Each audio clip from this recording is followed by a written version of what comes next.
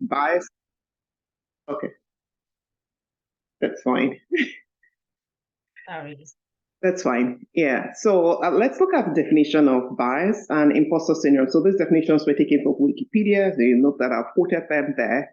So imposter syndrome. So it is really a psychological occurrence in which people doubt their skills, their talents, or accomplishments, and have a persistent internalized fear of being exposed as fraud.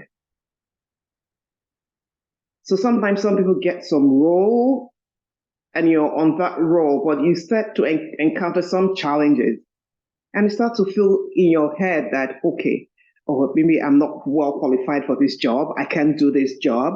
Or this is beyond me. Or are they going to find out that I'm a fraud, that I really don't know what I said I could do? No, all those things are really in your head. And I'll touch on bias. So bias, as quoted by quoting Wikipedia, is a disproportionate weight in favor of or against an idea or thing, usually in a way that is closed-minded, is prejudicial and or it's unfair. So you have this myopic thinking around, you have this bias. Each time maybe it could be some cultural bias, it could be bias about some gender, that no matter what they do, but because you already have this thought in your head that this stereotype, that no, this can't work out, or no, they don't like me because I'm a Black woman, or they don't like me because I'm too tall, or because I'm too short, or they don't like me because I'm a junior colleague in the company, I'm not senior. Once you always have that in your head, so that bias will always be there, and it will cloud your judgment in anything you do. Okay, moving on. So I'll come into how we can deal with this imposter syndrome. Now that we have some idea of this imposter syndrome and how it comes to you and then robs you of all your strength, of all your abilities, of all your faith in yourself, it robs you of the value you have in you. So key things I'll say in dealing with this imposter syndrome, I think the first thing is, acknowledge it when it's coming. Acknowledge, okay, this is happening. I'm beginning to, think less of myself. But I want you to separate those feelings from fact. Because you need to know that it's just a feeling I'm having. It's not real. It's not factual. I know I have the skills to do this job. I know I can do this. Yes, I have a challenge here that I don't understand what to do here, but I'm going to go seek help in knowing what to do. But I'm not going to use that to belittle myself or to feel I shouldn't have gotten this job or that I was fraudulent in getting this job because I don't have the skills for it. No, but know when those feelings are coming and always say to yourself, okay, no, this is feeling, it's not a fact. I have great skills. Yes, that the fact that I don't know how to deal with this challenge does not make me any less, does not make me a fraud. Another thing I'll say is track your achievements. If you get into the habit of tracking your achievements, ensure that you track your achievements, your skills, things you've accomplished. Remind yourself, I've got this great skill. These are all what I've done. It's actually an evidence to you to show you that, okay, you actually worth a lot more, but you've got stuff within you. So if you're not tracking them, then you have nothing to really show. You feel you have, I have nothing to show, and maybe I don't really have the skill set, or maybe I can't really do this. So if you track it, those evidence are powerful measures to counter your imposter syndrome. When you remember what your achievements are, and okay, no, if I've achieved X, Y, Z, definitely can achieve this as well. I'll just keep working at it. Another thing is that you need to set realistic expectations for yourself. Because sometimes we get lost in building these overly ambitious goals that we struggle to get to. Don't hold yourself to impossible standards because you'll only be spinning, you'll be chasing shadows. Take it in bite sizes, in chunks. Plan your growth plan. Plan the tasks you need to do. Prioritize things. Ensure you're not boiling the ocean because you will drown. You won't be able to boil it. It will never boil if you're boiling the ocean. It will never boil. And at that point, you keep feeling yourself, okay, I'm inadequate. I'm not able to, achieve all this. And I also talked about normalized failure. Challenges would always come. Challenges always come. There are things you'll try and don't work out well. But don't beat yourself up, because each time you try things and you don't work out well, you've learned something new. You've learned that, okay, this process does not work. I need to try another process. I need to reach out to more people, or I need to investigate this further, or I need to read up this, I need to study more, or I need to take a course in this. But it just tells you what you need to do next. It just gives you, empowers you to know that, okay, this didn't work, I need to try some other means. And then talk about it with trusted friends. When you feel you're struggling with imposter syndrome, when you start to, again, I've already defined what imposter syndrome is, that feeling less of yourself, feeling less worthy of, a role, or feel less worthy of being able to deliver a task. When you're having those struggles, make out time to talk about it with a friend, maybe with a colleague. Again, make sure it's a trusted friend, a trusted colleague you're having this conversation with. Let someone know, even your family member as well. It could be your partner, it could be your husband. Let someone know, because most times a problem shared is a problem house solved, because you're lifting some weight off yourself. Speak with someone about it, because this person may be in a position to better advise you on what measures to take, what courses to do, or who to reach out to, or may connect you. Again, as it could connect you to some network that will help and support you. But ensure that you're talking to someone about it. Don't suffer in silence, because it can really be a very heavy weight to carry alone. There are people experiencing imposter syndrome. It's all there. It's not just you. Even to the most intelligent people, the greatest people out there who achieved so much, people struggle, because there's certain times when you experience some challenge, it's a bit of a struggle, because then you have to work extra hard to overcome those challenges. But don't let yourself wallow in self-doubt about your capabilities.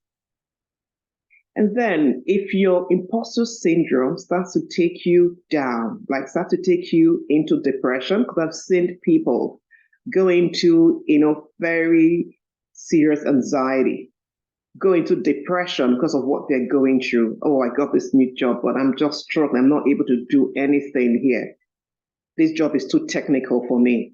Or the guys on my team are so smart, I feel so stupid when I'm speaking. And, you just completely belittle yourself, that you now, go down into depression and continue to wallow in depression. If it gets to that deep extent, please seek professional help. Speak with a therapist, speak with a counselor, speak with a coach. Because we're all different, right? Some people take it more seriously. Some people react deeper to it. Some people are able to handle it. Some people are not able to handle it. So it's okay not to be okay, as it's always said. So ensure you reach out for help. Speak with someone. We have lots of amazing coaches out there. They'll continue to work with you. They'll continue to remind you of how great you are, and then put you on the path of how to really strategies in boosting your self morale. Because sometimes people just completely lose their confidence, and they just continue to go down that hole. So please seek help when it gets to that extreme level where you really cannot help yourself, because there are people out there who will help you. And I'll move on to dealing with biases. So let's stop being myopic minded. Most times those biases, I always look at it as people being very short-sighted, being myopic minded, not looking at the big picture. Every little thing is something to you. Oh, these people, or they know that my manager is not supporting my career growth because I'm a Black woman or something.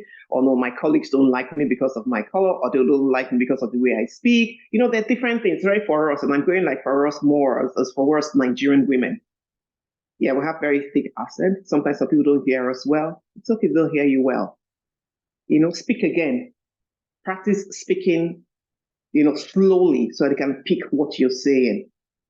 But don't ever feel, less of, or don't just say, okay, they're not hearing me, so I won't even bother anymore. Okay, I can't really have any conversation with these people. You're just being biased, but just remain open. There are even the typical white people who will also speak that sometimes you don't hear them because they speak too fast sometimes. So it's not just you because of your accent. So things like, around dealing with biases, for me, I'll say things like, practice active listening. Because when you listen to people, then you hear them. They could have some other opinion that is different from yours, but when you listen, then you understand their own why they're doing what they're doing, you're better able to, understand them and see things from their own perspective as well. But if you're not listening, because again, actively is all around, really hearing people out, then you've locked out that this is not going to help me. This person does not want to work with me. This person is not interested in my career. But, just be patient with people and actively listen so as to break those biases. And then I'll say like self-awareness. That's something we need to. So recognize your own biases. Recognize when you're being stereotypical.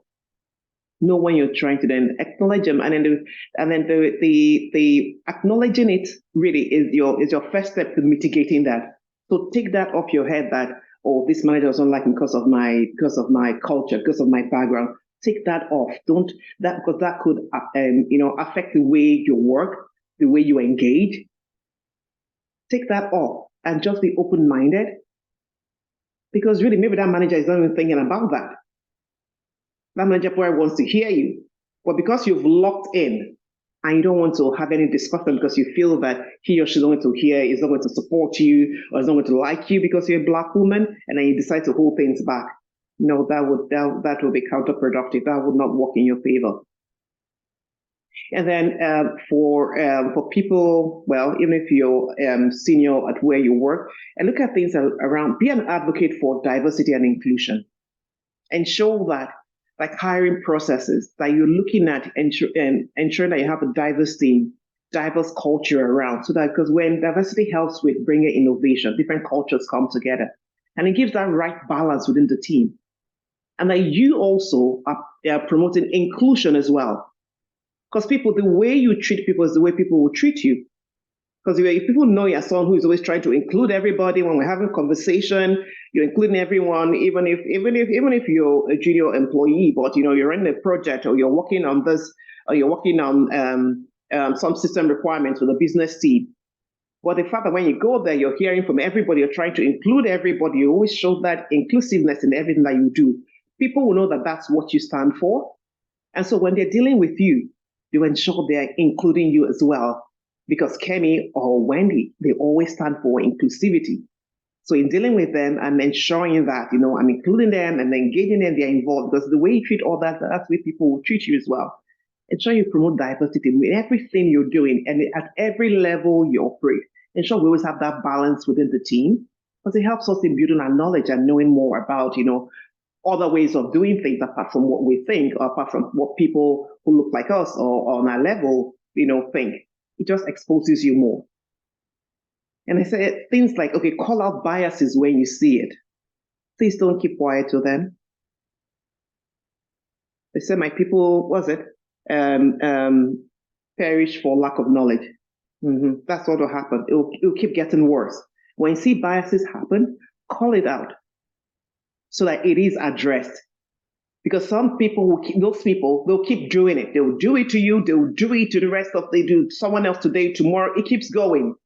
That's how racism and all that keeps happening. I just takes that spiral and just keeps going in a cycle, just keeps extending. So if you ever perceive that someone is being biased towards you, my sisters, please call it out. Just be, excuse me, did you, okay, like I'll give you an example. There was a time there was a trip I was on, and we were going into, whilst we're going into the flight was ready, we were boarding. The people before me, I noticed that, okay, well, everyone, I had two hand luggage, the carry-on and my ruling bag. I had two luggages with me as hand luggage. The people ahead of me, I saw people having two luggages, and they all went in. And then when it got to me going in, the guy who was looking at, the guy was letting people get in. It wasn't one of the air hostesses, but someone else, some security guy who was outside, because how they have also security checks as you're about to board the plane. And he goes like, "Can I see your boarding pass?" He did not ask the people ahead of me for their boarding pass. Why are you asking me for my boarding pass? Because you're asking for my boarding pass. Okay, I was flying business class.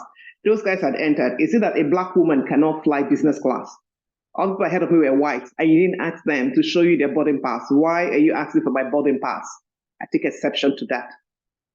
And luckily, one of the Air France air hostess was passing. I called her attention to it. But this guy, he didn't ask all those ahead of me for the, but why are you asking me for my boarding pass? Because I'm a Black woman? No, don't do that. And of course, they started dealing with that situation there. And of course, went to board my plane. So really, when you, even at workplaces, if you perceive any bias happening, someone wanting to present you for a role, or you feel your promotion was due to some bias, please call it and have a discussion about it. Okay, and then it could still go on. So I also talked about sick divers. I won't dwell so much here anymore, but ensure you educate yourself and lead by example. Is also the inclusivity thing I talked about earlier. Lead by example, because people will treat you the way you treat others. And then I'll talk about strategies for thriving at workplace. Although it sounds like the other the other lady who's been after me. I think, sorry, I've forgotten her name. Does she have strategies for thriving at workplace? I have something similar here, but I'll quickly go in. Mary, yeah, Mary, I know, because I think I know her cousin who works in RBC. Yeah. So I'll touch a bit on strategies for thriving at workplace. I'm not sure if she has this topic as well, but I try to touch on it a bit because it just things that strategies that have worked for me. So key things, continue to focus on continuous learning. For us in the tech space, technology is ever evolving. The challenges I meet this week is always different from challenges I face the next week. And I mean, cybersecurity, the security policies, the controls, the standards are enormous. The regulators, it changes. There's so much going on. So you really need to focus on continuous learning in order for you to thrive in the technology space. I told us celebrate your achievements. There's so many things we're doing great. So both big and small. Celebrate it. Be happy for those tasks you complete, the projects you complete, the new products you launch. Always celebrate your achievements. Be happy and be proud of your achievements. It will help you to keep going, because those are inspiration to help you keep going and keep doing more. Practice self-compassion. Be kind to yourself. Don't over-labor yourself. Be kind to yourself. As I said, know that you don't have to boil the ocean. Take it easy, but keep at it. And of course, take care of yourself. Eat right, exercise, sleep well. Ensure you do activities that you derive joy from. You relax. Take good care of yourself, because you need to be fully okay in order for you to really perform and for your career to keep advancing. And then remember your value. Know your self-worth. You come with a lot of skills, your experience, your personality, your brand, your smile, the joy you bring when you step into a room, the beautiful you that God has created. Always remember those, and and be happy. Wherever you step in, as you step in and people know you stepped in. Always remember your value. And so wrapping up, again, things I would remind us for you is that remember that navigating biases and imposter syndrome is a journey. It's not a destination. It never ends, because it keeps coming. You go, you fix this one, you feel that you have this challenge and it affects you a bit, and you bring up yourself and get your learning and get your act together, keep going. It will happen again and again. It is a journey. It's not a destination, but keep at it. Keep making that intentional, conscious effort to suppress it. No, I am more than this. I am more than enough. I can do this. Okay? It takes time and effort, but with conscious persistence, you can overcome these challenges and thrive both personally and professionally. Even personally, I don't feel that I'm not a great mom, or my kids are always rude or getting into problem. No, you're doing all you can do, right? But we'll keep at it. You can only keep evolving and keep getting better. Please stop doubting your abilities. Have faith in yourself, because you've got so much to offer. And that's it from me, guys. I hope you all enjoyed this presentation. I'm happy to take any questions from any of you. That was really, really powerful. Thank you very much, Gerardi. You said a lot. You've touched a lot on a lot of things tonight. And that's some of those things I can resonate with. And I know many of us here can resonate with that as well. One thing that stood out for me from all that you've said is that you said it is a journey. It takes consistency, and then you don't give up. And then even when you fail, create room for failure, fail forward, fall forward, back on your feet again, and keep trying, never give up until you are able to achieve what you really, really set to achieve. And those are really very powerful because they are more or less like the fuel that we would need through this journey. And like you said, tech is evolving. New things are coming out every day, new things to be learned every time. We just need to carve a niche for ourselves, have the faith that we can be able to take this on. And we are women. Women are powerful. We are strong. And it's high time we began to believe in ourselves and begin to put out there what we really can do, because that is actually the power engine of society. And before we know what is happening, we'll be able to rise from just 28% of the industry being taken by women. Thank you very much, Geraldine. That's really, really very, very powerful, and that's very insightful. Questions will come at the end of the second session. Let me quickly remind all of us that please, if you have not clicked on the links in the chat, you can go and click on the link in the chat to be able to be part of our online community. And if you're just joining us, welcome. We are really very glad that you could be able to join us tonight. And yes, we have just listened to our fourth speaker, and she has said a lot of valuable things that we know that when we take those things home tonight, from here, we can be able to take on this industry and be at the forefront of this, let me say, I wouldn't say battle, but I'll just say, let me keep it that way. So, and also, please, if you have questions, drop your questions in the chat. We'll be collating those questions, and then we'll be asking them at the end of the session. With us tonight, our name has been revealed already. I didn't want to reveal her name first of all, but I will. I'll eventually reveal it. They've revealed her name. Her name is Mary. And Mary happens to be one of my favorite names because that's actually my mother-in-law's name. and so tonight we have Mary Aino, who is going to be talking to us about strategies for women in tech. Mary is a thought leader with many years of experience across multiple functional groups, including technology, operations, project management, business development, enterprise risk, and anti-money laundering. All of you that are laundering money. Mary is here for everyone tonight. I'm just joking. She's led multiple technology transformative initiatives and continues to look for opportunities to improve how work is done. She's currently an associate vice president at the Corporators Group Limited, where she leads a team of experts supporting core IT functions and serves as a director with a few fintech startups, including Apollo Global, an initiative platform that bridges the fintech industry gaps globally, and Interit Limited. She has lent her expertise as a keynote speaker and panelist at various fintech conferences, technology, and compliance events promoting diversity. In addition, she is the current chairperson of the Chartered Institute of Bankers of Nigeria, CIBN, Canada branch, and governing council member of CIBN. She serves as a mentor to students and newcomers looking for restart this. I beg your pardon, I'll take that again. She serves as a mentor to students and newcomers looking to restart their careers in Canada and mid-level career individuals positioning themselves for growth. She has participated, coached, and judged multiple competitive programming events geared at improving financial literacy, particularly for women. Mary currently holds a Bachelor of Commerce degree in Technology Management, a Chartered Banker MBA, a Project Management Professional, PMP, and a Fellow of the Chartered Institute of Bankers, Nigeria. Mary will be speaking to us tonight about strategies for women in tech. Welcome to the community, Mary. Thank you very much for joining us. We are very, very opportune to be here with you tonight, and we are very much ready for what you have to dish out for us. Thank you for coming. Thank you so much. I think I started to share my screen. Can everyone see? Yes, please. We can see your screen. Let's try to But go you can make it in a slide too. Yeah. Perfect. That was a slideshow now. Okay, perfect.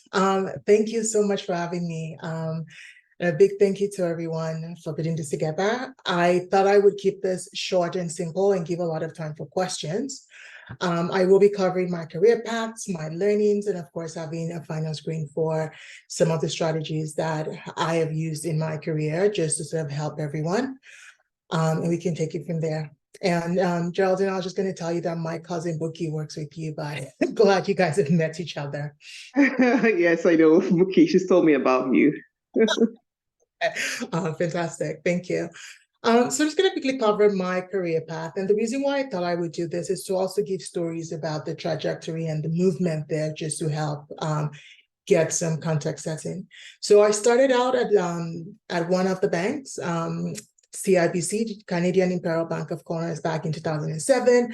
I initially started out as a BA. It was an interesting role. And the thing that I took away from that role was I was the only technology-oriented person in that role. It was more of an operations thing. And a lot of people I worked with and supported, if you will, as a junior analyst, were all, at least they've been in the bank for 30, 40 years. They worked in operations. They were afraid of technology. So of course, coming in there, doing my work and realizing that there were a lot of inefficiencies in our processes and bringing in technology to help solve those problems, just really help people to see the value that I brought to the table. And over time, I just found that I was doing a lot more work that wasn't geared to what I was hired to do. Eventually, I got to do a lot of fun projects, including what took me away from operations into the technology space. And then I went into the technology operations space as a senior business consultant, managing intakes for many of our technology partners. In that role, it was great just working with people, but the key thing there for me that really helped me was growing and understanding how technology works. Having a background in information technology and management was great. Getting into a role with the bank as a BA in the operation side of things, learning to do things, learning to bring in my technology skills, those were great. But then that next level of how does it all work? How does it all come together? What is an application? What is in the front end? What is in the back end? Why do we bring everything together? And asking those questions, I found that my superiors really wanted to teach what I did not know. And just from someone who was there to do costing and understand how many servers we have and how to cost a server, I ended up in a position where I was actually training new team members. I was working with our solution engineers. I was working with the engineering team. And I was taking all of this knowledge from everyone, working with information security, learning from them, understanding how they do what they do. And I was the choice person in that department because I didn't just do my job. I got to learn what everyone else did because I asked the right question. And I thought that really helped me to do a lot of things that I ended up doing in the future. So learning there is learn. And then I went on to become a PMO consultant in the compliance space. So it was a new group with enterprise risk management. I was doing my master's at the time, and everybody was doing the recession was done, and now we're learning from it. So everybody was starting up with risk management systems. You had the Basel III coming out at the time. Everyone was looking at risk data aggregation. How do we ensure that what happened in the past would not happen again? So it seemed like the right place to go. So of course I landed my feet there. Getting to the job, however, I found there was a huge gap with what the team was doing and what the enterprise was doing from a project management office perspective. I was brought in to do just do reporting there, but then there was a huge gap that nobody was bothered with because it wasn't a problem.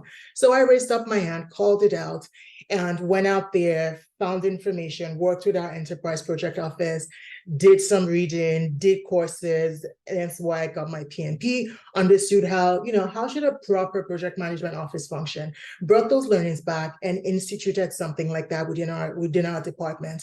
And as soon as that came in, everyone was happy. It helped us structure ourselves better, and we're able to just be part of the organization. And of course, there was a lot of learning for me on setting up an actual process and function and doing all of those things. So for me, it was a learning and it was a good opportunity as well.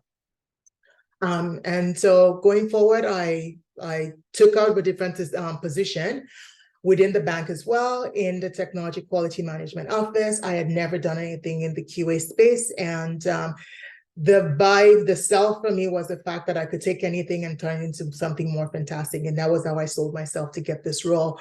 Getting in there, it was a new function. They had no idea what they wanted to do with it, but they knew they needed someone there. So all the new work that was falling between the cracks, they would just pass it on to me, and I would take it, turn it into something fantastic, and spit it out.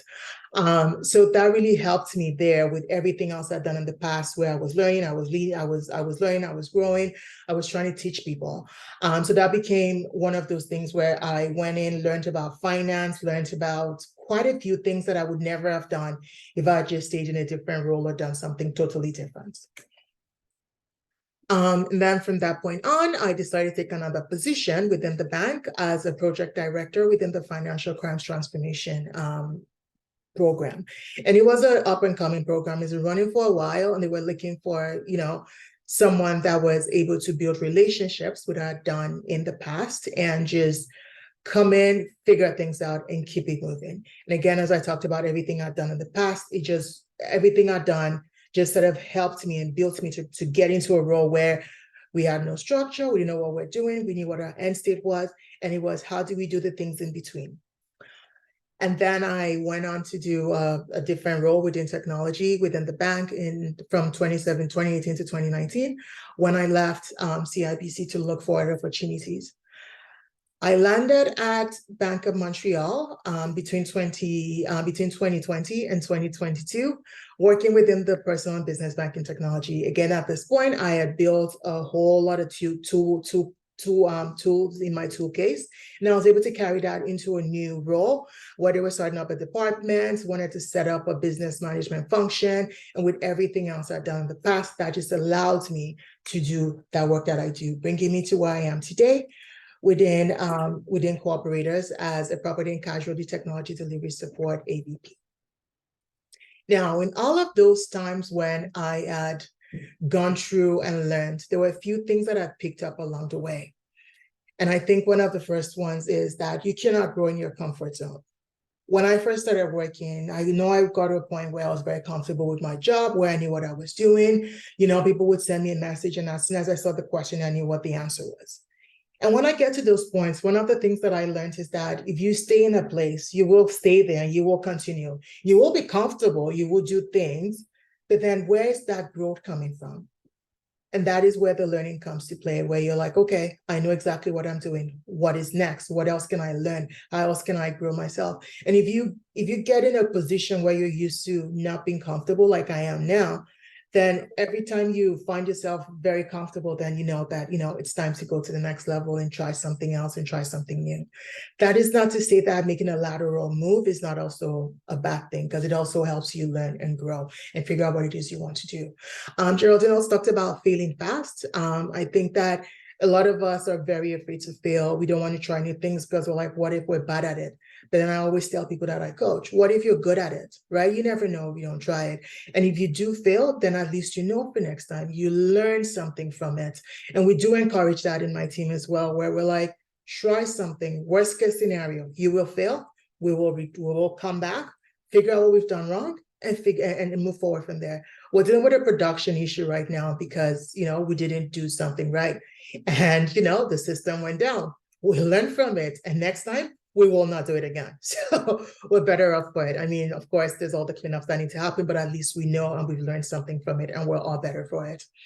And of course, have a plan. I think that the first few years of my career was just freestyling and just saying what's next and just doing things around the place. I mean, it did serve me in the long run. But one thing I've learned is that to get to where you need to go, you first need to know where that is. And then you need to ask yourself, how do I get there? And also, it's important to note that I feel that your career is your personal journey. I've been in departments where I go in and they tell me, oh, people will come here, this is the next thing you do when you're done here. And then they sort of try to plan that path for you. It could be a good thing, not that it's a bad thing, but then ultimately you yourself need to know where you want to go, and also make it a known thing for everyone that this is great, but this is where I want to go. And sometimes it's okay not to know. And that's why we have things like job shadowing, speaking with people. The world has come a long way now with things like LinkedIn, where you can go in and literally search for any role in the world, find whoever does it, reach out to them, They may follow up, they may not. But if they do, then you can have a conversation with them and ask them, what is a day in a life like for you? And then learn. And then you can ask them, what did you do to get here? And then you can sort of try to do the same things or learn from them and have them in your corner to kind of talk to and sort of learn from going forward. And then I talk about surrounding yourselves with the right people. We talk a lot about having mentors. I think that mentorship is very important, and anybody can be a mentor. You can be mentored by someone who's done all the things you want to do. You can be mentored by even, your team members. When I think about my circle of mentors, they're from all walks of life. And the reason why I like them is that they have different perspective to offer in every situation, every problem I have. And so sometimes we all get on a Teams call and I kind of talk and everyone just shares their perspective. And it's always good to sort of hear from different people. And of course, embrace the journey. It is very important to love what it is you do. I mean, I don't love every aspect of my job, but I will definitely say that every job I've done, I've had some sort of liking to it. And sometimes it's not, oh, I'm just going to do this and move on to something else. Is you get there, you embrace where you are, you love it, you know that you're going somewhere else, and you take the time to really enjoy the moment you're in. And it shows in the work that you do. You can tell people who love their jobs from those who are just doing their jobs. And those who love their jobs, it's easy. Like they're one of you see that they perform very well because they enjoy what it is they do. They figure out what it is they need to do to get better at it. And they actually put the effort in. And of course, again, embrace the journey, chart your own path. And no one will do it for you. I've seen people who've just sat at their roles, waiting for someone to tell them what to do next.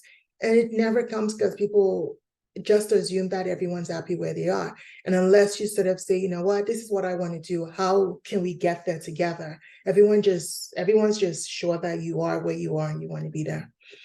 And we had to put this poster up on the wall in one of our main offices. And that is that you lose all the shots you don't take. If you think you can't do something and you don't want to try or you don't want to ask if you could, then you'll never get there. I've had situations where I've met people and I've tried to apply for roles and their feedback to me was, I don't think you're ready. And in the same week, I've applied for similar roles and people have said, you know what, you're great. I like that you're green. I'm going to give you a chance. You're going to do very well. But then also there are situations where I'm like, oh, they could never pick me.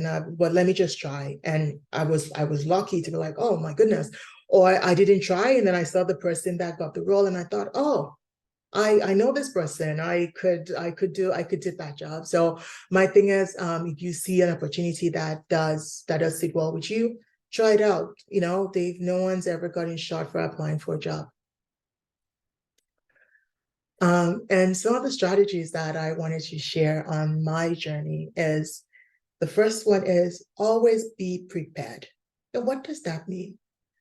Something I do every time I start a new job is I take my most recent resume and I take my job description and I update my resume and I keep it there and I just keep going.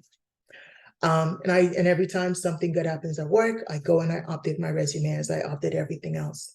And what that is always be prepared. You never know what the right opportunity will come along.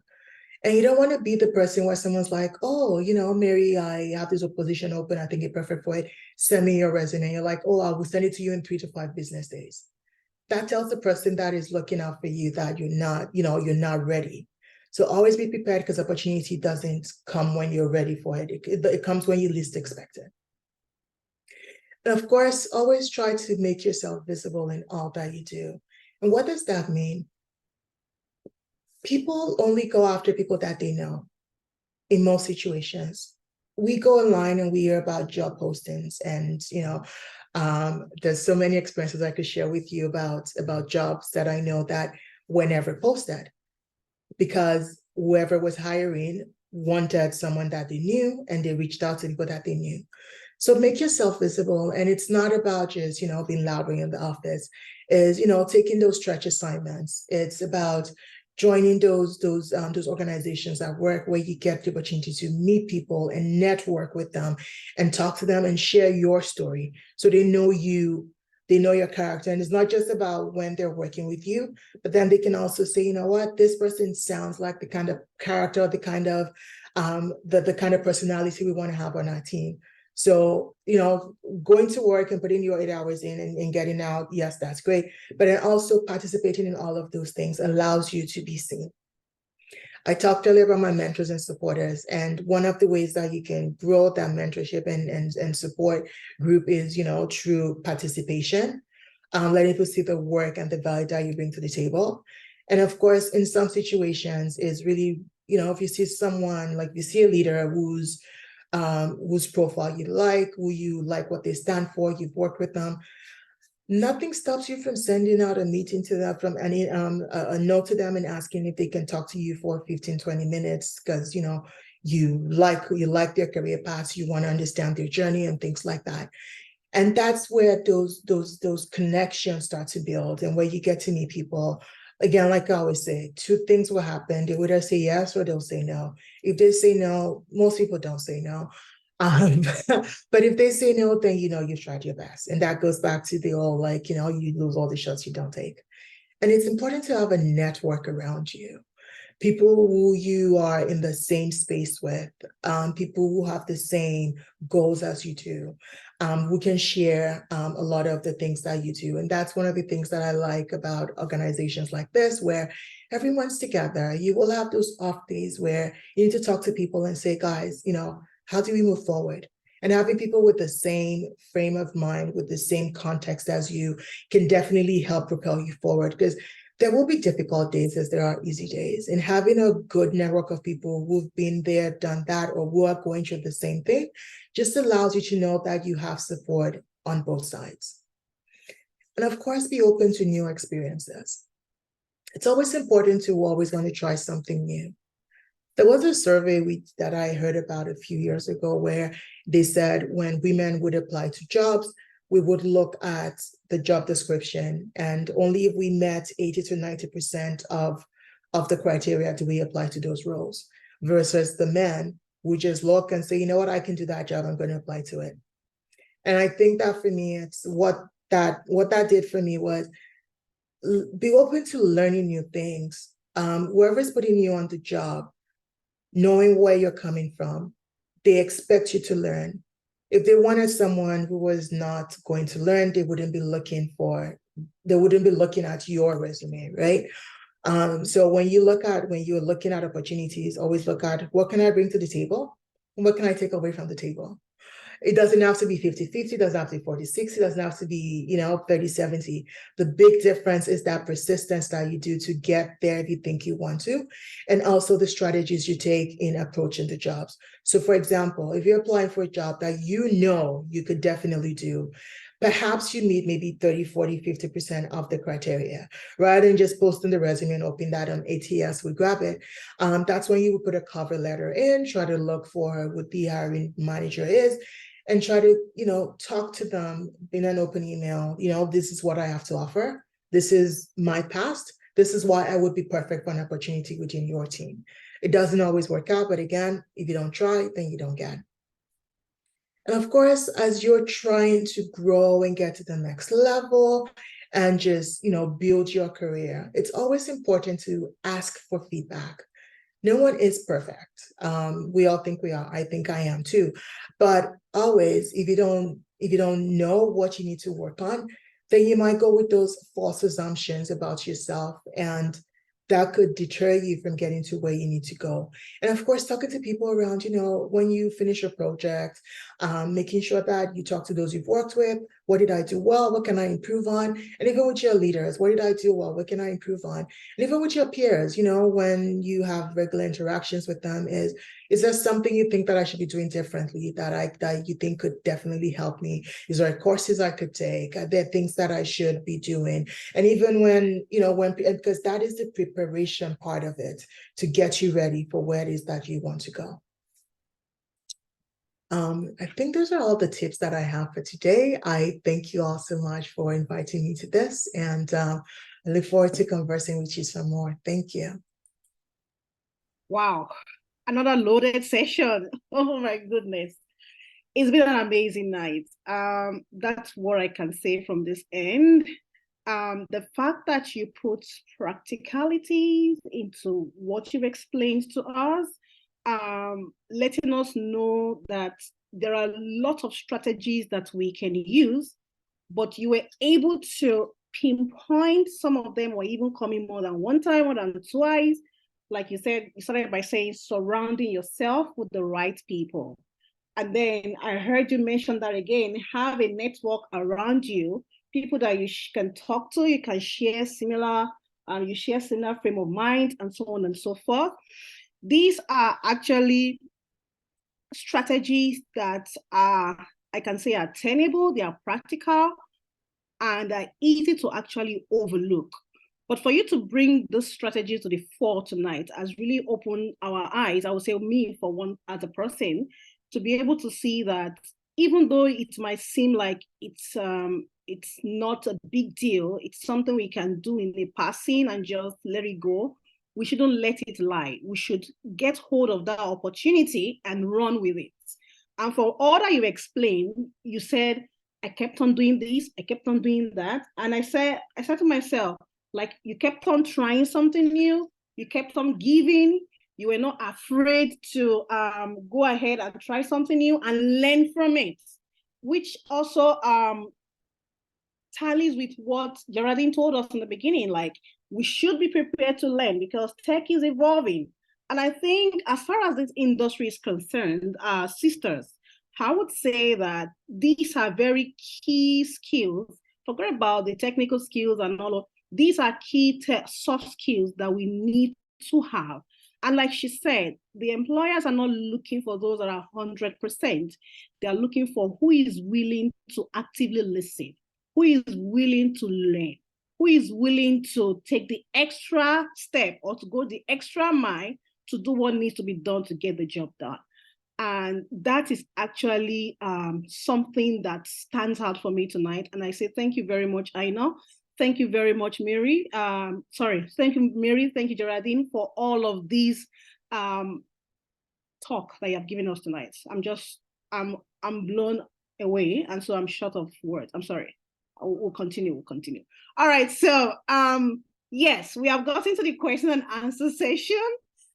Before we get to the questions, we have a lot of questions flowing in already. Oh my goodness. Are you ready? Geraldine, are you ready? Mary, are you ready? A lot of questions are coming. In fact, my paper pad here is loaded. I'm ready for everyone tonight. So we're going to be throwing the questions in a bit. But before we get to that, please, if you have not clicked on the link in the chat, go ahead, join our online community. We are willing to accept one another, to be able to learn, to be able to grow together. And guess what? I think I was talking to Wendy a certain time, and then she said, when you come into Canada, the first thing that you should be looking out for is the type of people that you are moving with. It's easy to get lost in the crowd, but when you have a community like this where you share similar minds, you have similar goals, you can be able to learn and grow together and also take the lead together. And before you know it, we are helping one another to rise because that's what we are here for. So please do not forget to click on our online community handles, and then you'll be able to be part of us. We also have the Google form for you to be able to be a member of this community. In addition to that, we want feedback. Like she said, before she rounded off a session, she mentioned feedback. You have to always go back for feedback. You have to always ask, how am I doing? I have a question for you from there. I'm coming back. I'm Mary. How am I doing? How am I doing? Ask feedback. So we too, we're going to ask you feedback. So we're going to put in the link. I can see the link in the chat. Is it there already? If it's not there, it's coming. For you to please click on, it's anonymous. Your name will not be there. We want to hear from you. What do you think? So that we can be able to know what program to coordinate and to bring up for all of us to be able to grow and learn together as a community. So your feedback is very, very important. So now we are ready for the question and answer session. And so I can see a lot of questions in the chat.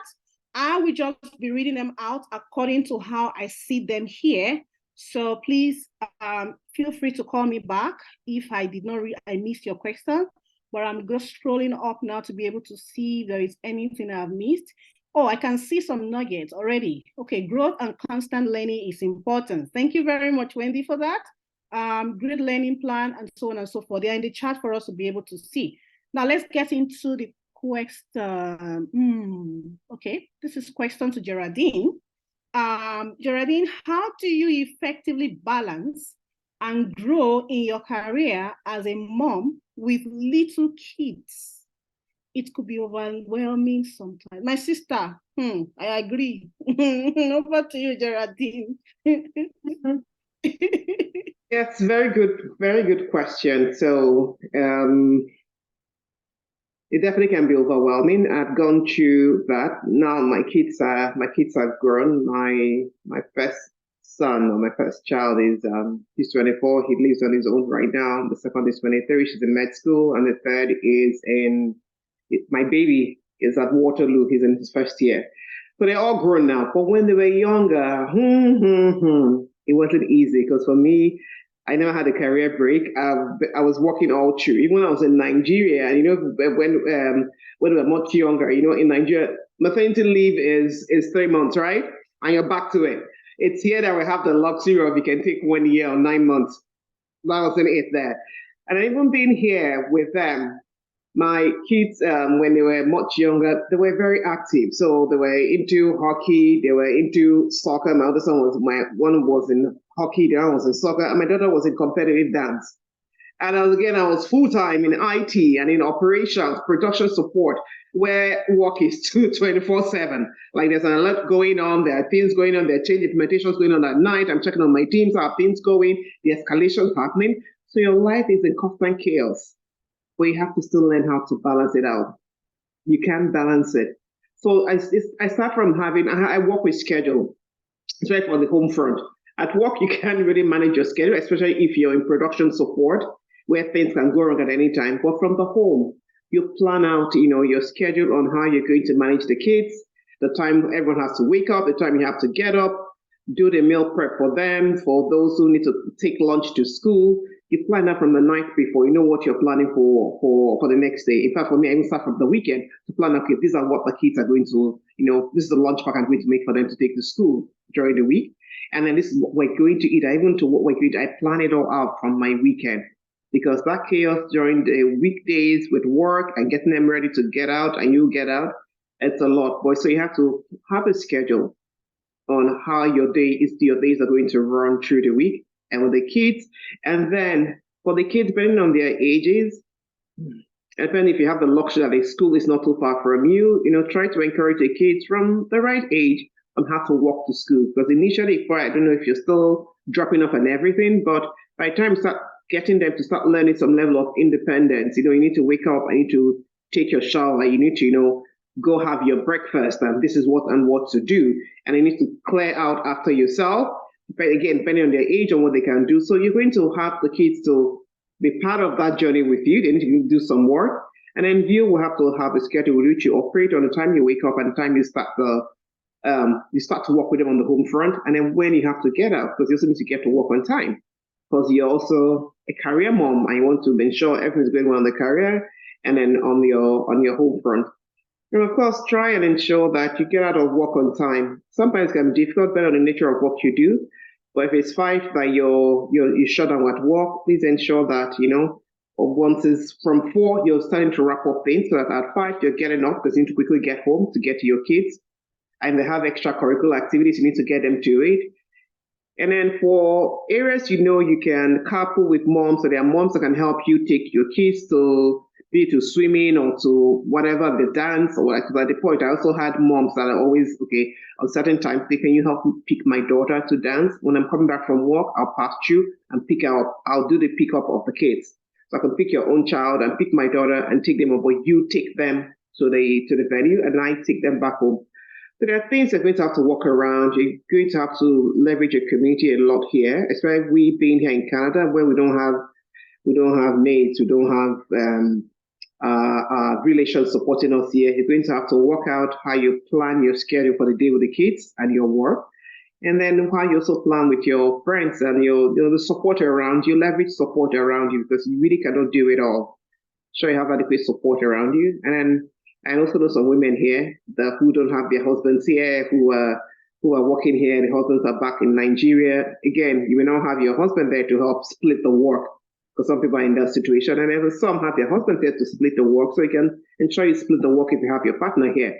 And if you don't have him here, it's all well and good. Make do what you have, plan out your schedule with the kids, and try to leverage other parents to support you with extracurricular activities. Make sure you go to bed on time. You need to rest. As I said earlier, you need to take care of yourself so that you don't break down. Yeah, so it's a lot, but please leverage the support around you and try to create some structure, some schedule around your plan for the day so that it's not constantly chaotic for you. Thank you very much for that response. That was very insightful. And I think part of what you mentioned when you were talking was that we should know where we are now, what we want to achieve. And I think from the question that has just been asked, more or less like ensuring we put the home front also into where we are, what we can go for at a particular time, and then step by step, small chunks at a time. Thank you. And sorry, Kemi, I also advise that please don't over-limit yourself, because I also see some of our women, sometimes you feel like, okay, I definitely can't do this, or my kids cannot have extracurricular activities because I need to do my work and stuff. No, please be careful. Again, I talk about balance. You can balance it all out. Please don't deprive the kids of what they should be going through. So the learning of all these extracurricular activities, it adds a lot to their upbringing, to who they become in future. So don't limit your kids there. Allow them, but again, you pick and choose what you can handle, but ensure that your kids still have their life whilst you're still having your career. So really have a balance across everything, and then structure it. There are days that you may get out of work on time, so maybe those are the days you plan for them to do swimming on those days, or balance it out. Have your career and ensure the kids are still being the kids they are, have time for them. Thank you very much, Geraldine. Thank you. And then as a follow-up to that, somebody is saying, Wendy is saying, thank you so much, Geraldine and Mary, for that insightful session. We are really pleased with that. Now to the next question, and this question goes to Mary. You seem very strategic. I like this question already. You seem very strategic in your vertical movements. When is the right time to move on to another role/company? That's a good question. And I don't think there is a right time to move. Personally, for me, I typically try to start looking for a new role every 18 months. And 18 months because with the nature of the job that I do, it takes a whole year to go through the cycle to understand, what happens in a job for the year. Once you've done your full year, you see what happens at the year end, you see what happens at the beginning of the year, what happens in the middle of the year, and you've done all of that. And then the next 6 months is done to, you've made change and you want to see what that change looks like. And then once you've done that, then you've done a lot. And there's that curve, that bell curve they talk about where, you get to a job, you learn the role, you become good at it, you become an expert, and then it's diminishing returns from there. So I usually try to leave before the diminishing return starts. And I think that for me, that is 18 months. For some people, it could be 24, it could be 48, but you need to know what your diminishing returns curve is, and then just make sure that you're out of there before that time starts. I hope that helps. Yes, thank you very much. Please, if you have more clarification for that question, please let us know in the chat. There is a follow-up here. Thank you. Okay. Cool. Yeah. Was on top? Okay. All right. There is a question, not a question, Christy. Christy said, thank you so much, Geraldine. And then this question was actually sent to Mary, but then she said the question is for Geraldine. You said you crossed from microbiology to tech. How did you handle that? That's one. Two, can you throw more light on that? That's it, right? Pardon? You're done with the questions. I was waiting for you to be done. Yes. Okay. They're in two parts. Yes. Okay. So yes, I did go from microbiology to tech, and it is It is simple. You know where you want to go, and you now start doing what do I need to do to get me there. So for me, what I did was that I started I enrolled on some IT courses. So from Oracle DBA courses, I went to a school to actually go deep into. I think it was Oracle DBA courses I set up with. I went into one of those schools that do all those Oracle training. I spent some time there. I think about maybe like 6 months or something. I went through that.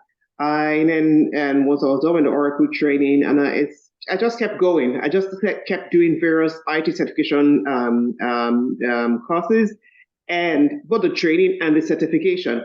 So after I did the Oracle, I know I did some in Microsoft. I did things around ITIL.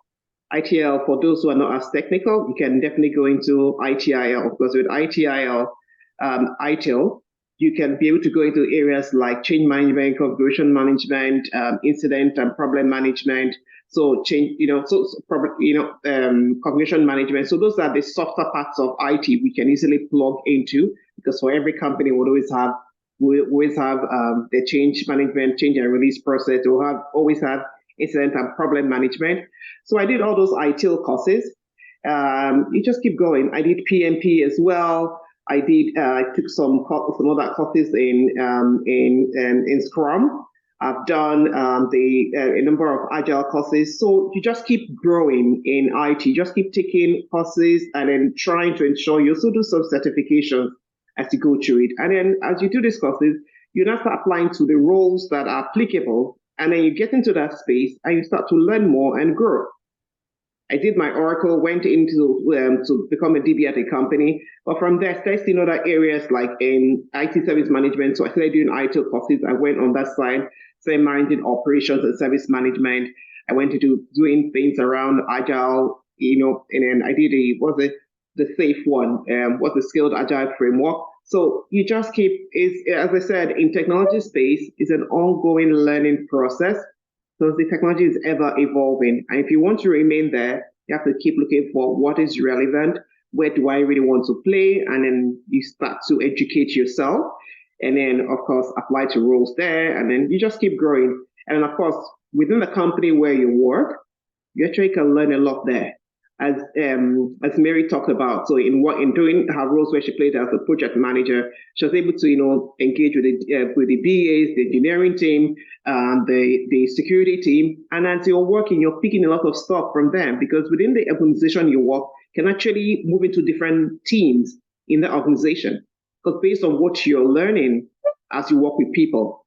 So it is really a case of you deciding, I want to go on this path. Decide where you want to play, what will make you happy, and then once you get in there, ask yourself the questions: what do I need to do to be successful at this role, be successful at the job I do, or the job I want to do, and you start doing the work that is in it. And it isn't easy. It just takes your determination to get going. Yeah, thank you very much, Geraldine. Thank you very much for that. I'm looking through the chat now. I've not seen any other question yet. But then I have questions for you. Please, this is also to open the floor for everyone. If you still have more questions, keep throwing them in before we eventually wrap up, because we are going to be wrapping up pretty soon. And again, Kemi, sorry to cut you here. So if there is anyone that really wants to switch on their camera, their mic, and ask their question, you can signify by using the reaction button, and Kemi is going to give you the opportunity to talk and not just write it in the comments, okay? So if you want to really talk to any of the speakers, either Geraldine or maybe Mary, and you have a specific question you want to ask them, of course, use the reaction button, and Kemi will give you that opportunity, okay? Yeah. Thank you very much, Win. Thank you. I'm sorry I missed that part. Yes. Okay, so to my question, you mentioned that maybe I should take Mary first, because I think we've been bombarding Geraldine. So Geraldine, I'm coming back to you. Let me go to Mary now. So I have a question for Mary. You mentioned that we should have some type of liking for our jobs. We don't necessarily have to love it.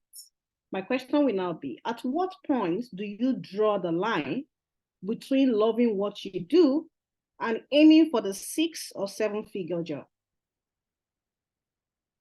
I don't see how there's a difference between the two of them. Okay.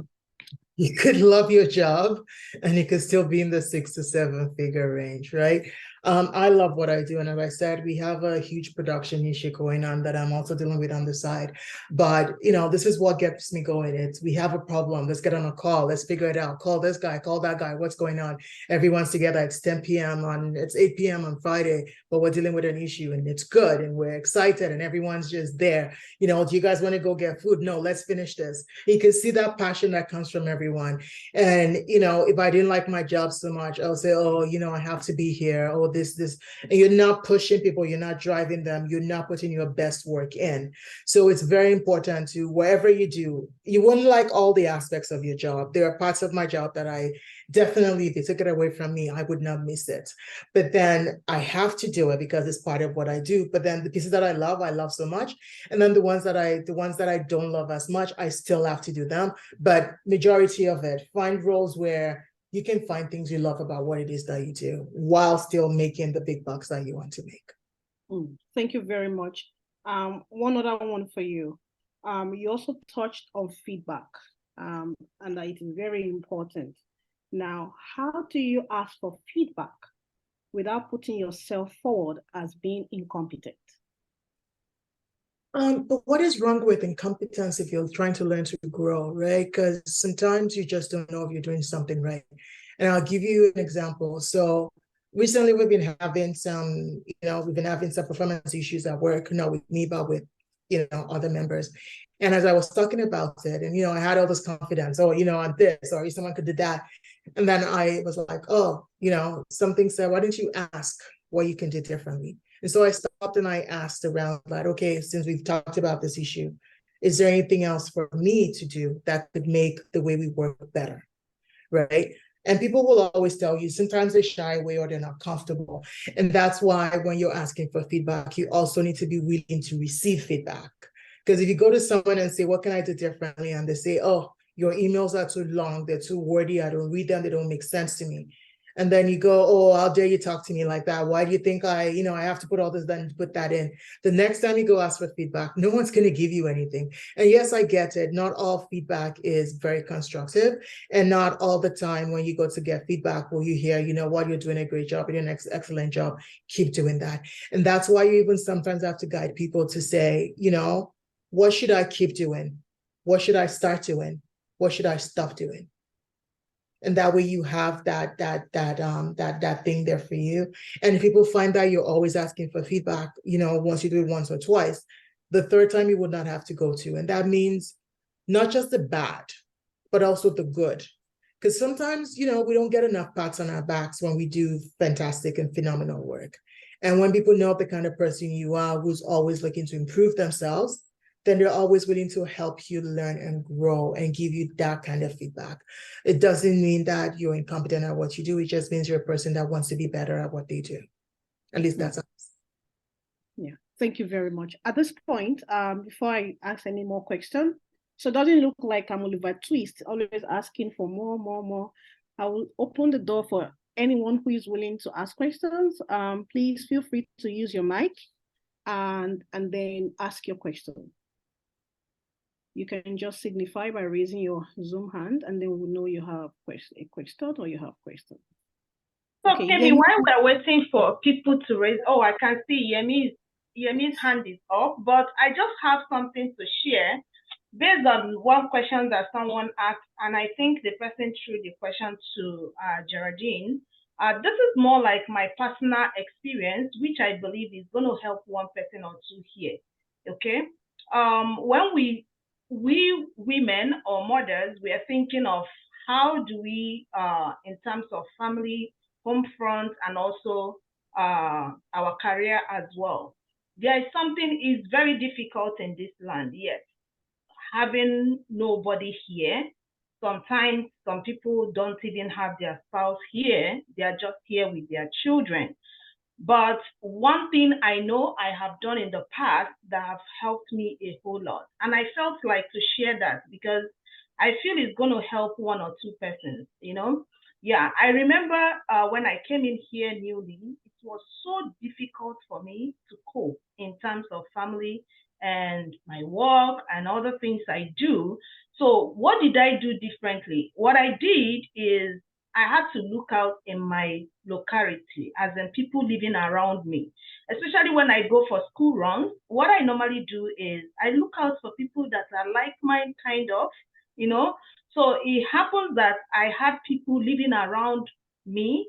So we now decided that we are 3 or 4 of us. We now decided that anytime you are going a particular place or you have somewhere you want to go and you don't have anybody to stay with your children, so what do? You bring it to the next person, and the children will stay with them while you can go for wherever you want to go. And when again is your time, maybe you want to go to another function, another person, you can easily call the person or chat the person and say, hey, sis, I'm going to so and so place.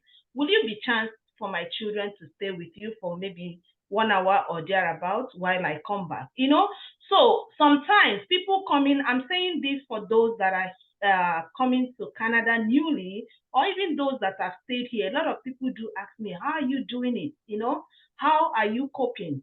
So I tell them, sometimes you don't have to keep to yourself. Open up your mind, get friends, get good mindset of people. If you have such people that can easily relate with you, those are people that when you have something where you want to go, you can easily tell them, oh, and again, be sure that you are confident that you can drop your kids with them. That is another thing. So you can now leave them and go and come back. Or maybe there's a function that you want to go, or maybe a seminar or whatsoever. You have people that you can easily relate with, and they will take care of your children while you go and come back. So I think that might help 1 or 2 persons. It's not easy, but believe me, it's doable. And a lot of people have been doing it, and of course, we will conquer. Yes, that's a good strategy. Thank you very much, Wendy. That's very insightful for some of us that have kids, and it's usually a burden knowing, oh, who is going to take care of my kid when I'm done? And you don't want to be accused of, oh yeah, neglect and all those things.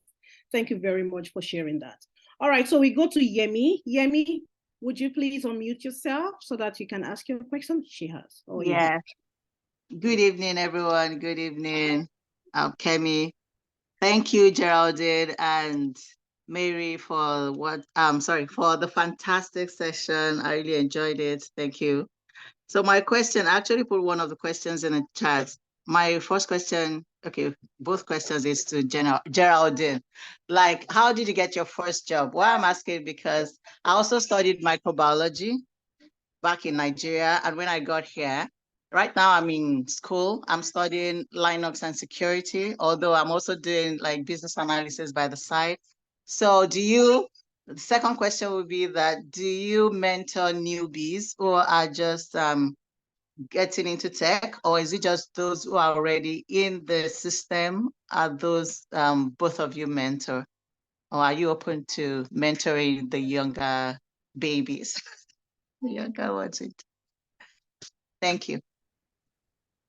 All right, yeah, I'm definitely open to mentoring anybody. I like people who expect people who are starting up in their journey, who need all the support and encouragement not to give up. Like I see some people who come into this country who have great skills coming from Nigeria, and you see them come in here and go and do some of these off jobs, Yeah. art or PSW or whatever they call them.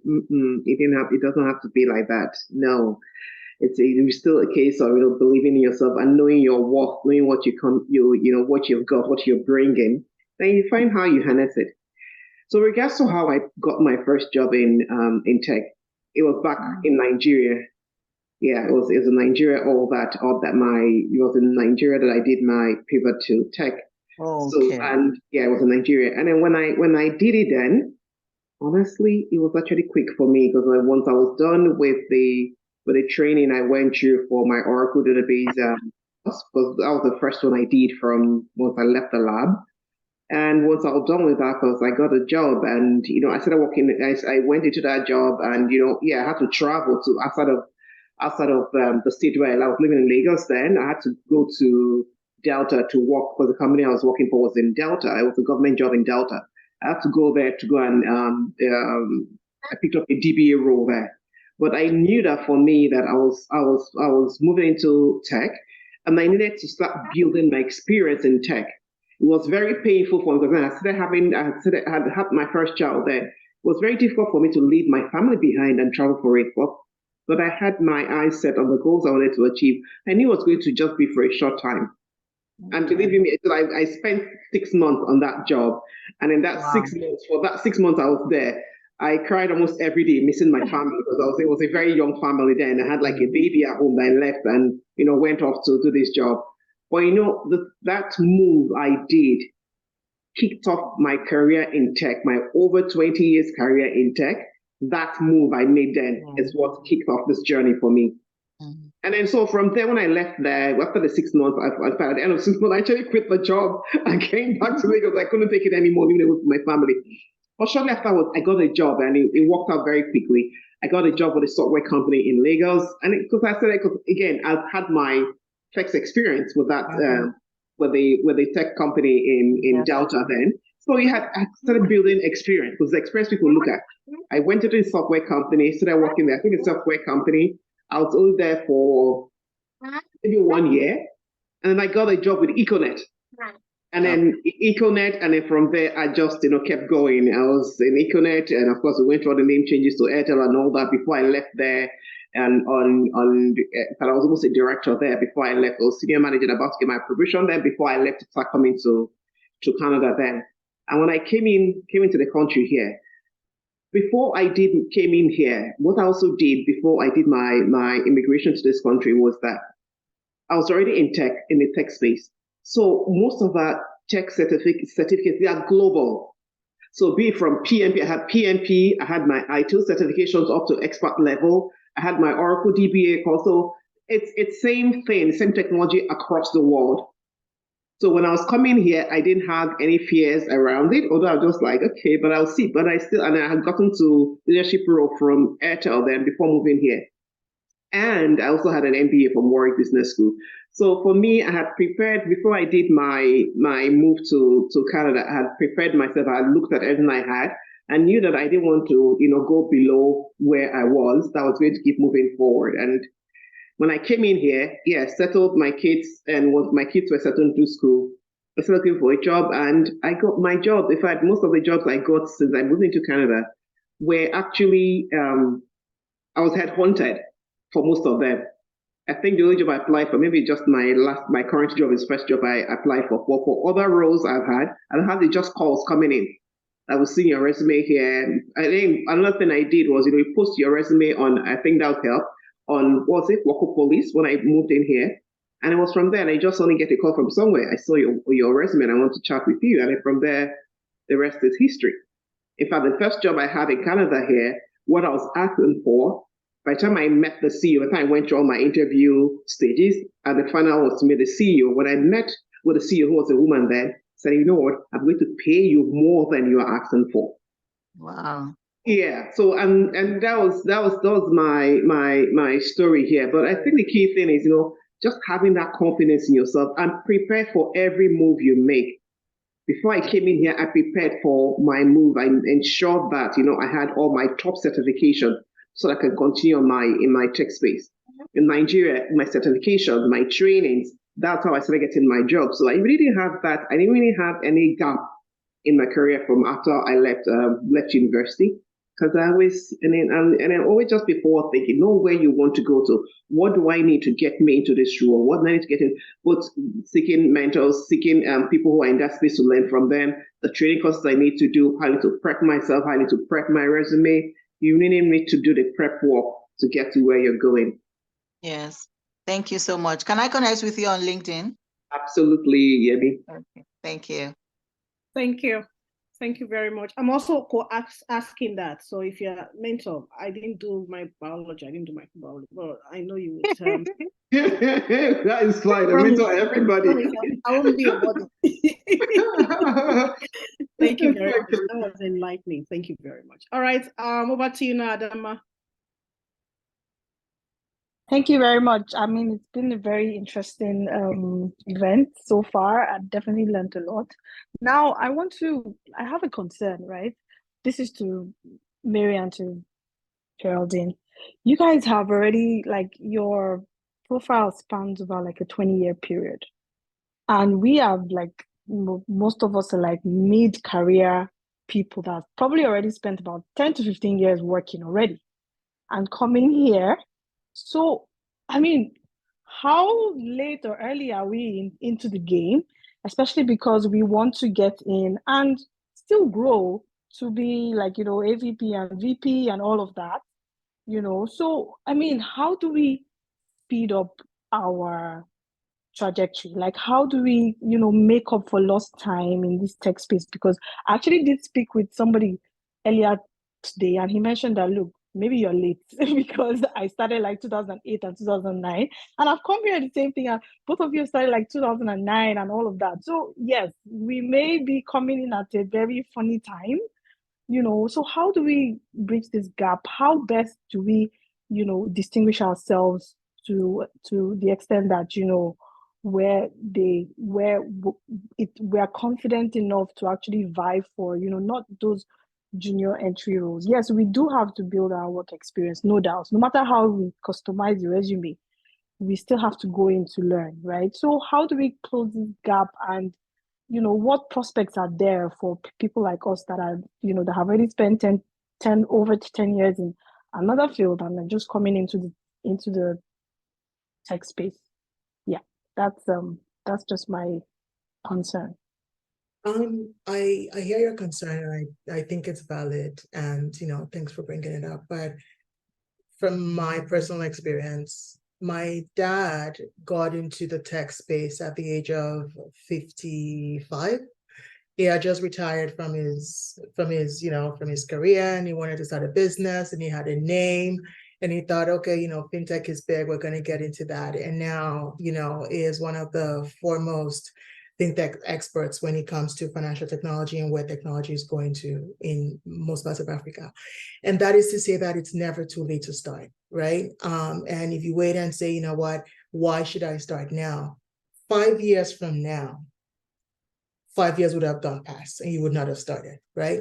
So the important thing is to start from where you are, come as you are, come in wanting to learn and wanting to grow. And while growth and acceleration is at the forefront of your mind, then you also then need to find your approach and talk to people around you and figure out what everyone else has done, and then get that mix of it, and that would make up what your strategy should be. Again, I talked about how everyone's journey is going to be different, right? I have friends who stayed in the same department and they kind of grew their careers from there. I've seen people who started. I had a friend who started as a project coordinator on a project, and one day the senior lead on that program quit his job. They didn't have anybody doing the work, and he'd been doing all the side pieces there. So he picked up the slack and did it for like 6 months. And they were trying to find someone to replace this person. And someone said, well, nothing's broken. Who's been doing the work? And they're like, oh, Brian has. Oh, why don't we just make Brian the new lead? And now, he got a full-time role. He started off at a very, very high level and things like that. So, come as you are, have your own strategy, know where you're trying to get to, and don't think it's ever too late. My sister just got into tech last year and she loves it. She's in the ITIL space and now she's looking at certifications, trying to see what she can do to get it to be a ServiceNow expert, right? So find your journey, just start. If you don't start, then, 10 years from now, you'll say, I wish I started 10 years ago. So start, get in the race, start running, and you will catch up. Like it doesn't take a long time. You will definitely catch up.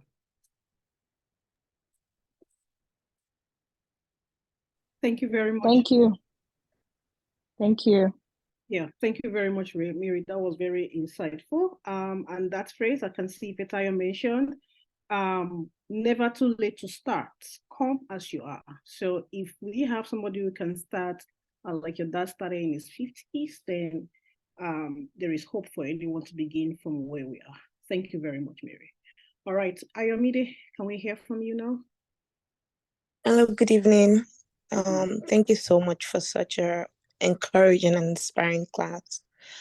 I think some of my the question I have has kind of been answered, but like I'm coming in from a different perspective from Kemi and the other lady that just spoke right now. So unlike them, I've been in tech for like a few years, maybe 2-3 years in Nigeria before coming to Canada. And I've been here for about almost a year now, and I've still not gotten a job in tech. I've actually not even gotten a job in Canada.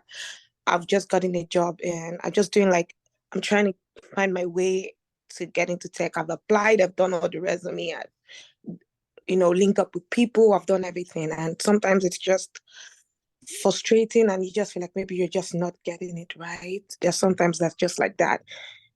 And sometimes you get all the advice, oh, tailor your resume and network properly. And sometimes life doesn't just work out the way you think it would, because I actually prepared myself before coming, at least to the best financial capability I could. I got the knowledge, I got some certifications that I could, but somehow I'm still not where I think I want to be. I just wanted to, if you could just share any insight of maybe, lately I've been thinking maybe the province I am, maybe that's the challenge, but I also know that wherever you find yourself in, you can make do with. You can always make do wherever you find yourself with. That's my belief.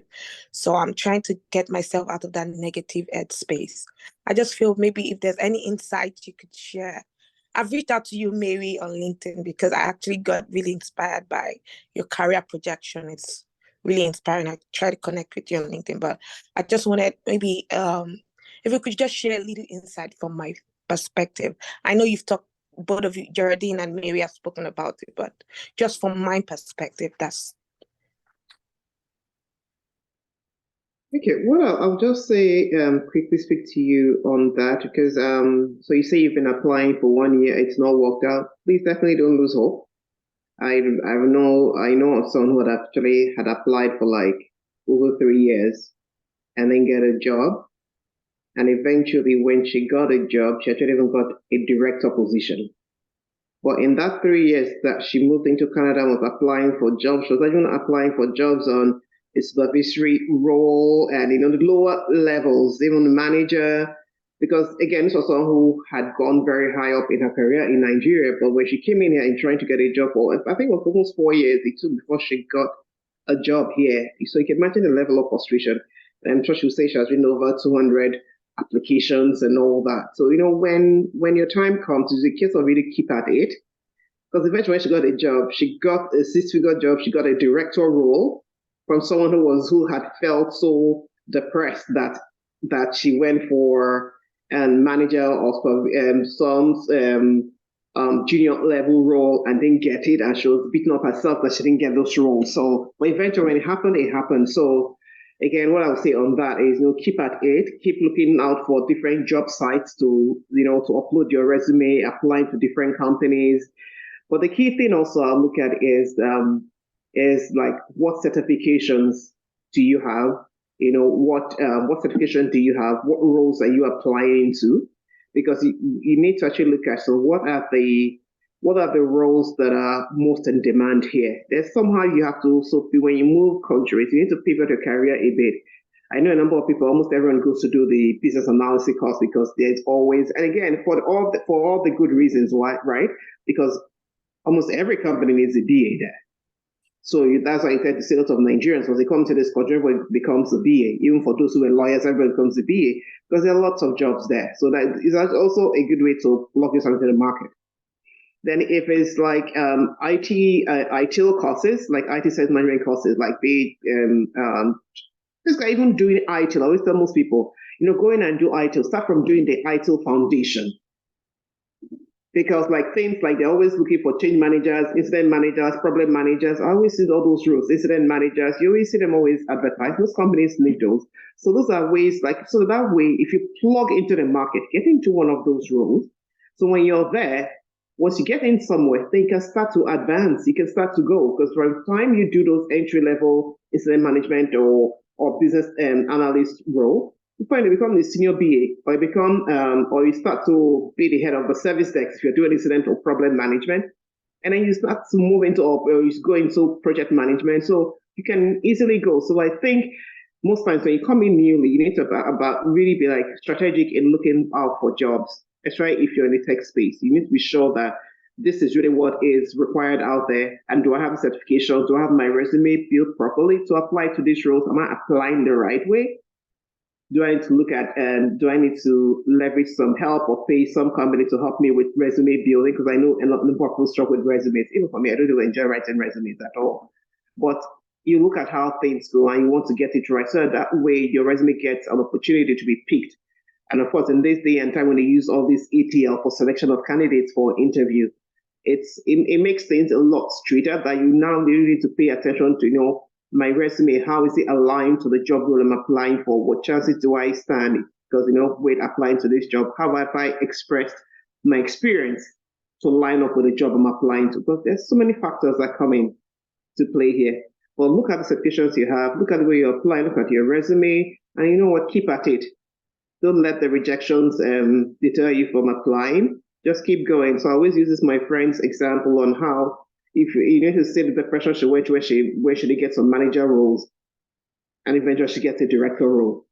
So it would keep doing it, keep going at it, and of course get people to support you to help you look at your resume as you're applying.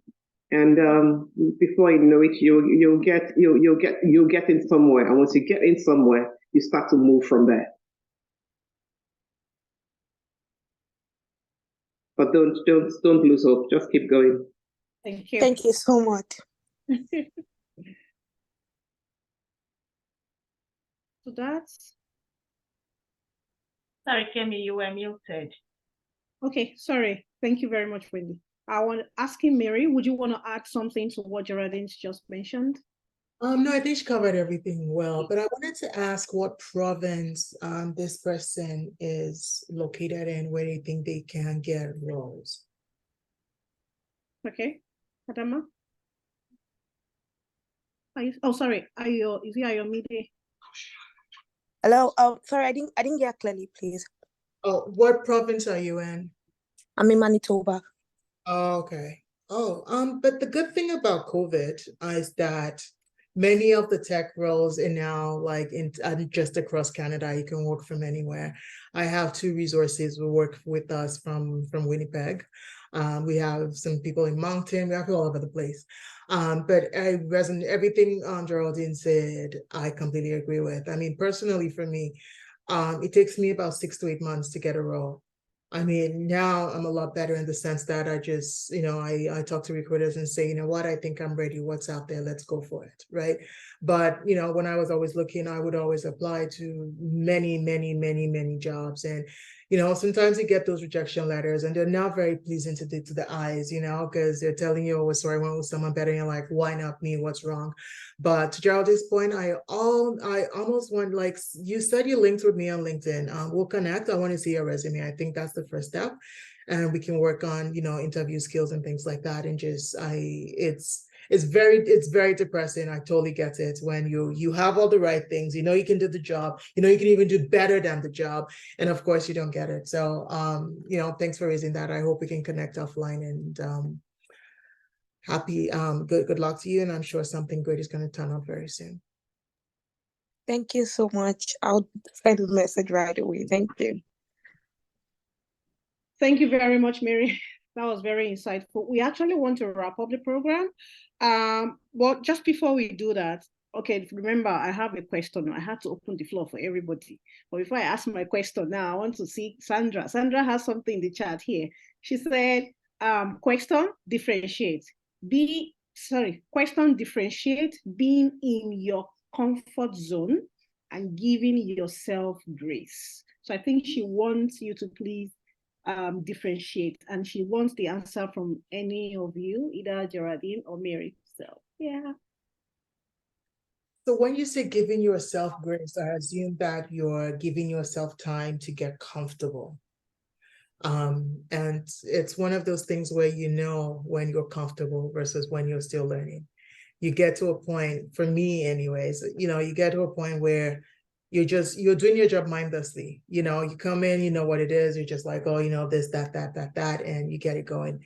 At least for me, that's how it feels like. And when you're learning, it's every day. Even when you feel like you know what you're doing, there will still be one or two questions that stumble you, or one of the situations where you're like, oh, that's strange. How do we deal with this? But for the most part, you can do your job in your sleep.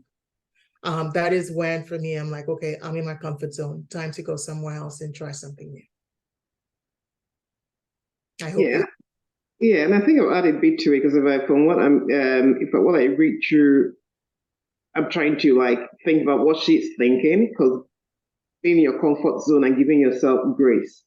So I know that people like being in your comfort zone is okay, this is what I live and breathe, and I'm okay with it. But there's some people who will be like that okay, as in Nigeria, Nigerians will say, I cannot come and kill myself. This is okay. Like I don't like, you know, sometimes find someone who say, please, I'm not overly ambitious. If I get this is enough for me, because I need time for other things. But most times, really, the higher up you go, the more the expectation. Yeah, like you really have to be ready for it. Yeah, we love to be ambitious. We encourage everyone to be ambitious, aspirational, but just know with higher responsibility, higher levels comes with greater responsibilities. So you need to really be ready to do the work. So it's so easy to see some people who is okay, please, I'm okay on this level. At least I can. There's no stress and everything. So then you're going into your comfort zone, because you live and being, even if someone wakes up from the sleep, you can do it. And you just don't want to stress yourself any further to do. We need to challenge ourselves, is the truth. Yes, we do understand being in your comfort zone, but with challenging yourself, that's how you keep growing. We always have to have that growth mindset. It's going to keep getting better and better and better. So you give yourself that room to keep growing. Yes, we do understand that sometimes you want to, you know, slow down. I'm okay. I cannot kill myself. We'll keep going.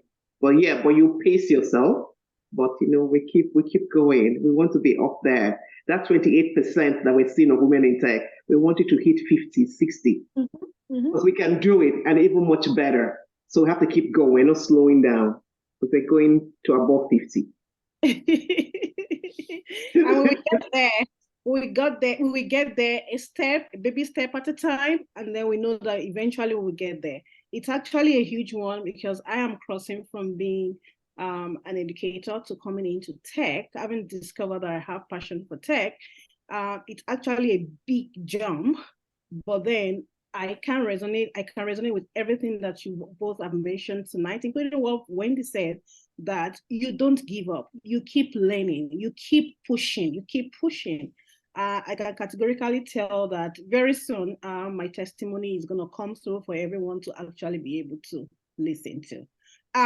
One last question before we go tonight. If you are unable, thank you very much for the feedback, Geraldine and Mary, thank you. So if you have been unable to ask your question, or perhaps the questions come to your mind after now, please don't forget that we have the link for the form. You can put your questions in the form as well. If, for example, you're unable to put that in the chat tonight, but please, we want your feedback. Please get back to us, fill that anonymous form, we plead with you, and then we can be able to use that to plan our future program. One last question that I have for Geraldine, and that question would be, you mentioned that you called out a bias when you were about to board a flight.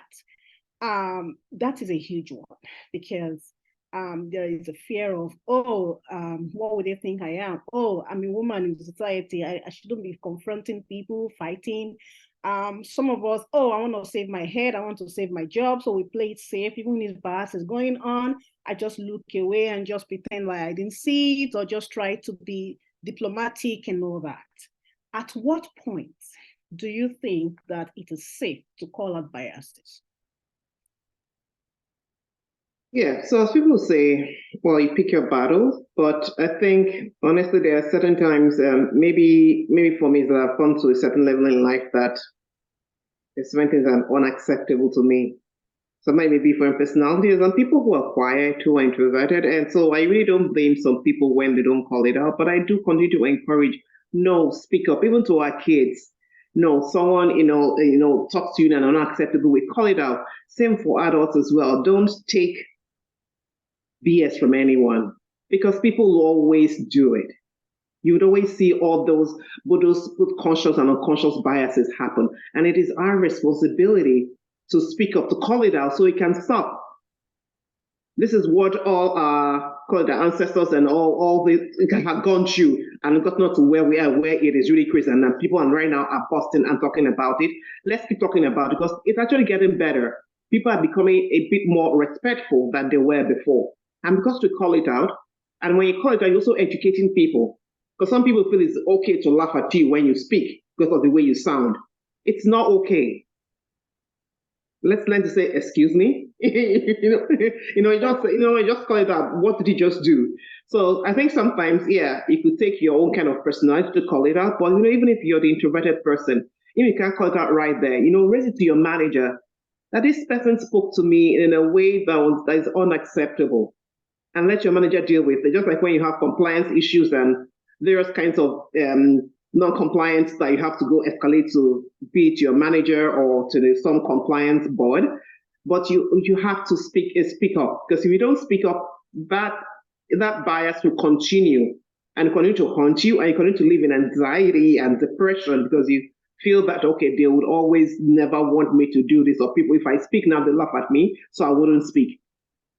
And when you don't do things, when you're not engaged and involved, it's career limiting because people don't see your potential, they don't see your skills because you've suppressed yourself because you're there locked up with that disgruntlement or grief that you feel. So you're not coming out anymore.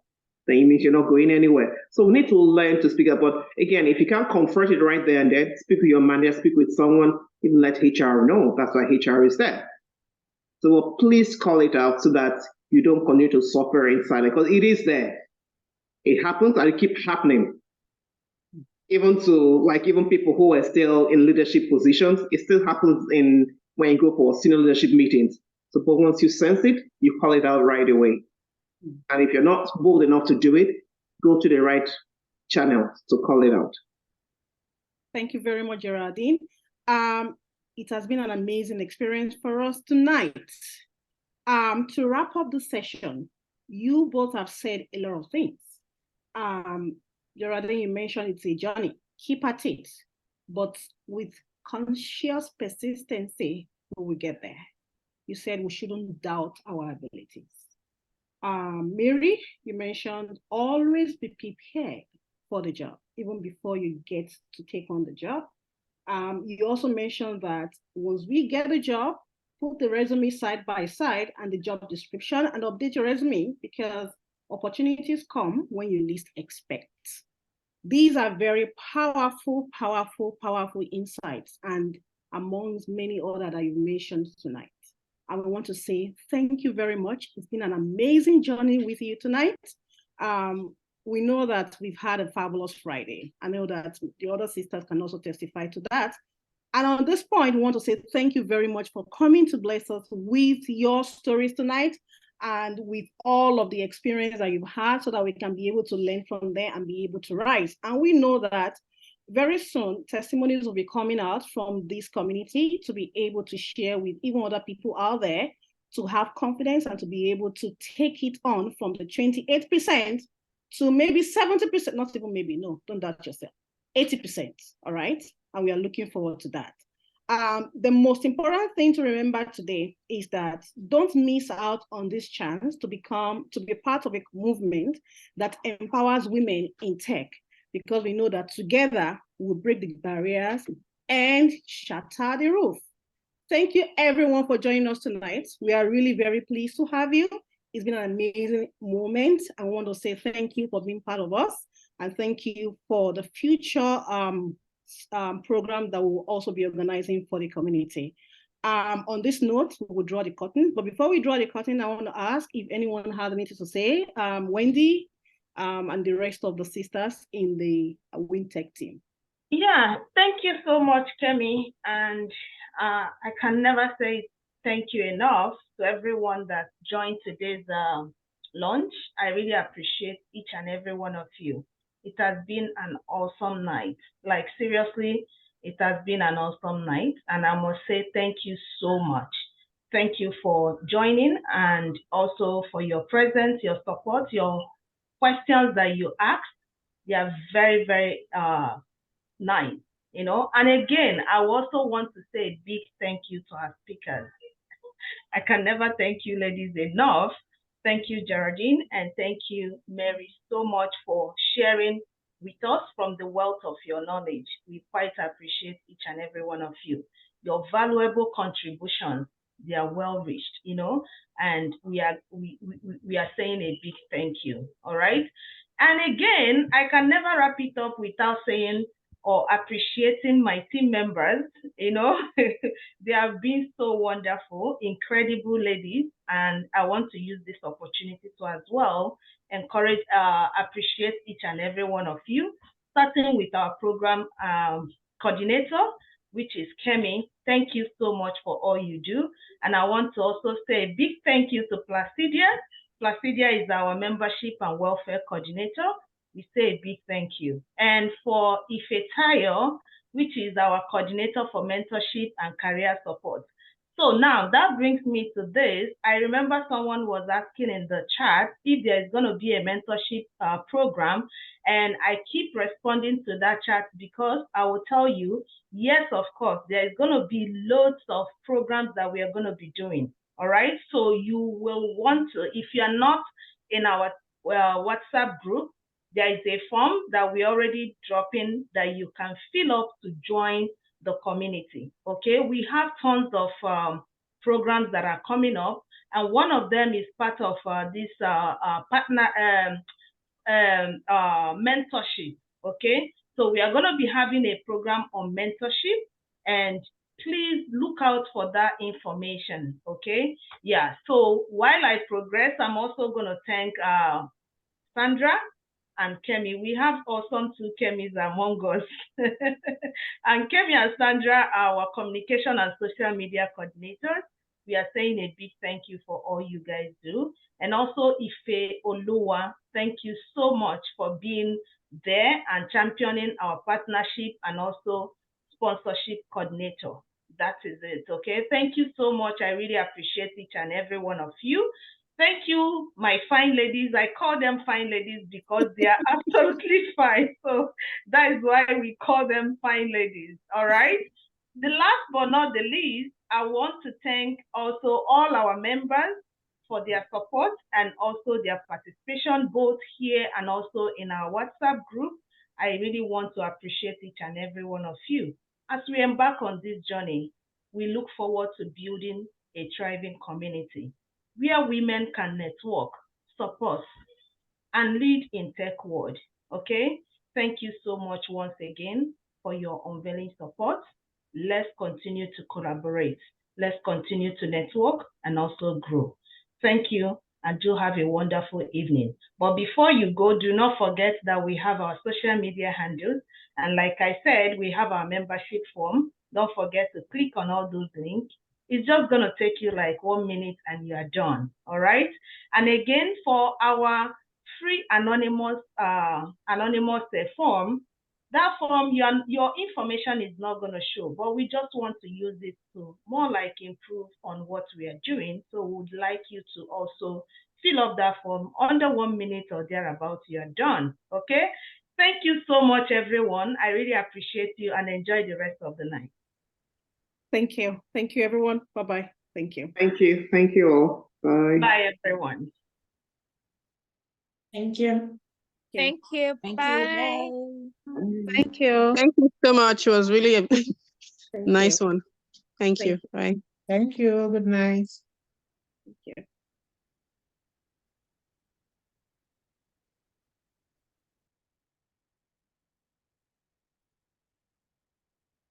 Stay behind. Oh. Fine, sister. Stay behind.